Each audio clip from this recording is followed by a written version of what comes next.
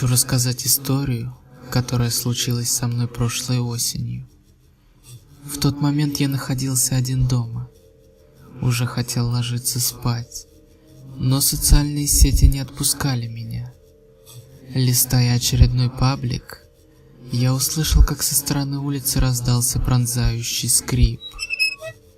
Я сразу узнал этот звук.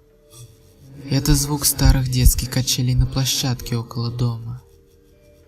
Вот уже на протяжении нескольких недель с некой периодичностью я слышу, как некто начинает качаться. Самое интересное, что качели сами по себе довольно маленькие и рассчитаны исключительно на детей лет до 10. Но что делает ребенок так поздно на детской площадке? Какой родитель позволяет своему ребенку гулять так поздно? Да и где сам родитель? А если это алкаши?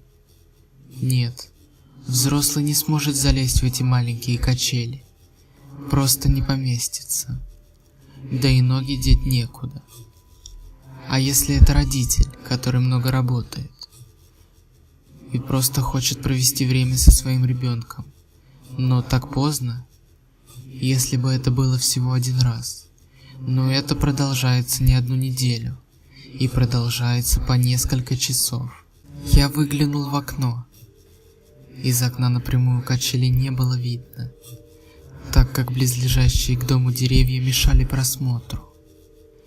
Было видно, что они качаются, но кто именно, разглядеть не удалось. Вначале стоял и всматривался в темноту. Потом открыл окно и вслушивался в скрип. При открытом окне ритмичный скрип вызывал неприятные чувства. Я уже собрался с мыслями и хотел ругаться, но услышал, как с грохотом этажом выше открылось окно. Это был сосед Саныч. Недовольным и резким голосом он спросил у неизвестного бати, какого они забыли на детской площадке в такое время, и где это видано, чтобы с ребенком гуляли в такую пору. Саныч был бывшим военным, был в каких-то горячих точках, показывал как-то шрамы от пуль. Было жутко. После недовольства Саныча скрип прекратился. Я уже подумал, что все кончилось.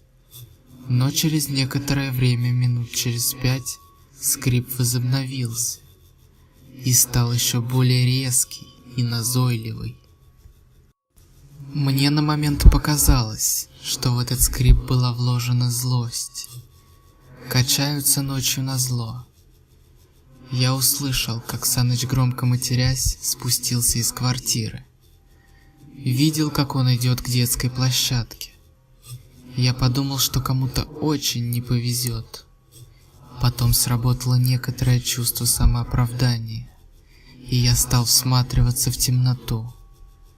Думал, что наконец-то высплюсь. Буквально сразу скрип качелей прекратился. Я постоял еще несколько минут, но так как ничего не видел, ушел спать. На следующее утро Саныча нашли на тех самых качелях в дурацкой позе, мертвого, с гримасой ужаса на лице. Заключение врачей — инфаркт. С этого момента я очень боюсь ночи и звуков из темноты.